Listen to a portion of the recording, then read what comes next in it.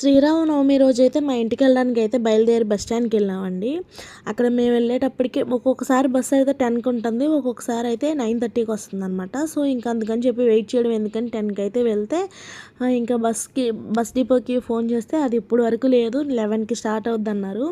ఇంకా 11కెళ్ళి వచ్చేసేటప్పటికి సరిపోద్దిలేరా బాబు ఎండలో పిల్లోడినేసుకొని ఏం వెళ్తామని మా హస్బెండ్ ఏం చేశారంటే వెనక్కి తీసుకొచ్చేసారనమాట. తర్వాత ఎప్పుడైనా వెళ్దువుగానిలే అని చెప్పేసి.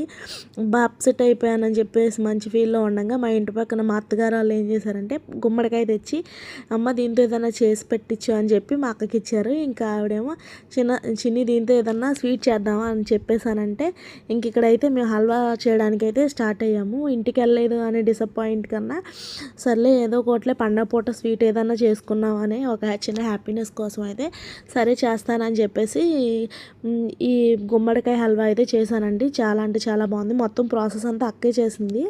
ఇంకా నేను లాస్ట్‌లో అయితే ఇలా రెడీ చేశాను. మొత్తం అంతా పీల్ తీసేసి చక్కగా మొత్తం అంతా కూరేసి ఇచ్చేసిందనమాట.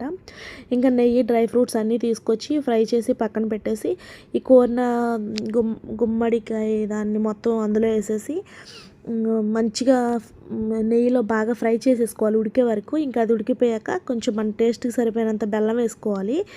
లేదంటే పంచదారైనా వేసుకోవచ్చు ఎవరి ఇష్టం వాళ్ళది. ఇంకా అవన్నీ ఏగిపోయాక ఇంకా ఎలాచీ కొంచెం వేసుకొని పైన కొంచెం మనం డ్రై ఫ్రూట్స్ అది చేసాం కదా, ఫ్రై చేసి పెట్టాం కదా. సో, ఇంకా అది కూడా గార్నిష్ చేసేసి టేస్ట్ అయితే సూపర్‌గా ఉంది. కొంచెం కన్‌ఫ్యూజ్‌గా ఉన్నా హెడేక్ వస్తుందని చెప్పేసి. సో, అందుకని వాయిస్ ఓవర్ కొంచెం కష్టంగా ఉంది. సో, ఏమనుకోవద్దు. వీడియో నచ్చితే లైక్ చేసుకోండి. Thank you for watching.